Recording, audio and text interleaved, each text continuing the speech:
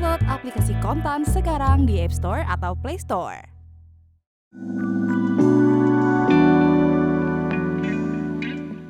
Sebanyak 12 perusahaan tambang batubara raksasa di Indonesia dibayangi risiko kerentanan bisnis lantaran hanya bergantung pada satu aset tambang saja.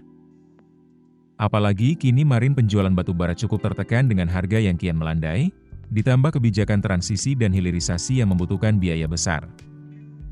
Temuan ini dikemukakan oleh Energy Shift Institute dalam laporannya bertajuk Coal-in Indonesia Paradox of Strength and Uncertainty yang dipublikasikan Selasa 17 Juni 2025. Prinsipal dan pemimpin kajian transisi batubara Indonesia Energy Shift Institute, Hazel Ilango menjelaskan, dari 12 perusahaan tambang batubara yang dikaji olehnya, sebagian besar produksi berasal dari satu tambang. Ke-12 perusahaan itu antara lain Indo Tambang Raya Megah, Prima Andalan Mandiri, Golden Energy Mines, Bayan Resources, Bukit Asam, dan Bumi Resources. Sebanyak 12 perusahaan itu bahkan mengandalkan satu tambang utama untuk 89% hingga 90% dari total produksi mereka. Meskipun beberapa perusahaan berupaya untuk mendiversifikasi aset, risikonya tetap ada karena gangguan di tambang utama dapat memengaruhi keseluruhan produksi secara signifikan. Konsentrasi ganda pada batubara sebagai komoditas utama dan sejumlah kecil aset utama ini menimbulkan risiko yang signifikan, volatilitas pasar, perubahan regulasi, dan gangguan operasional seperti cuaca buruk dapat menimbulkan konsekuensi yang besar. Meskipun beberapa produsen dapat memperoleh manfaat dari diversifikasi di tingkat induk atau pemegang saham, upaya ini tidak mengatasi risiko inti di tingkat perusahaan operasi. Menurut Fitch Ratings, kurangnya diversifikasi komoditas meningkatkan biaya pendanaan dan membatasi akses ke pasar modal, karena investor dan pemberi pinjaman memperketat kondisi pembiayaan untuk bisnis yang bergantung pada batu bara.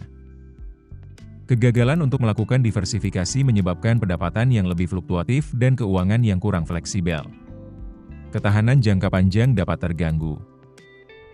Eksekutif Direktur Indonesian Mining Association, Hendra Sinadia mengakui, saat ini kegiatan eksplorasi atau penemuan aset tambang baru memang sangat minim. Ini dipengaruhi oleh sejumlah faktor, mulai dari internal perusahaan hingga kondisi tambang di Indonesia.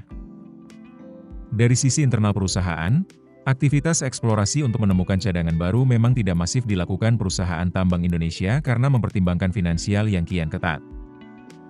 Hendra menuturkan, saat ini marin perusahaan tambang terus tertekan karena tren harga batubara yang melandai. Begitu juga dengan permintaan batubara dari Cina dan India yang mulai menurun. Menurut Hendra, tingkat rasio kesuksesan eksplorasi di Indonesia lebih kecil dari global, hanya di kisaran 2,5% hingga 3% saja. Hal ini disebabkan sulitnya melanjutkan kegiatan eksplorasi ke aktivitas komersial karena sulitnya perizinan, aturan divestasi, dan lainnya. Maka tidak heran jika saat ini aset-aset tambang yang dikelola oleh perusahaan konglomerasi merupakan hasil warisan dari perusahaan asing yang berhasil melakukan eksplorasi puluhan tahun lalu. Keputusan bisnis terbaik datang dari data, bukan tebakan. Mudah berlangganan Business Insight dengan subscribe with Google.